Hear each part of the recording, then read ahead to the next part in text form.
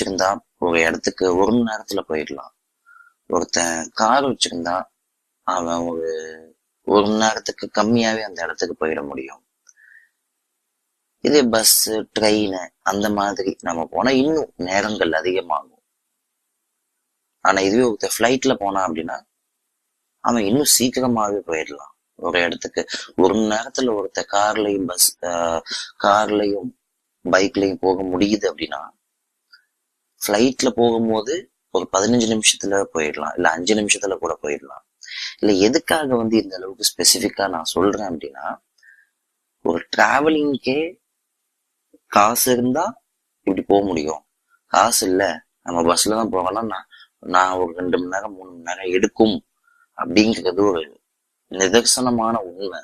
அதே மாதிரி உங்க வாழ்க்கையிலயும் உங்ககிட்ட என்ன ரிசோர்சஸ் இருக்கோ அதை வச்சு உங்களுக்கு எந்த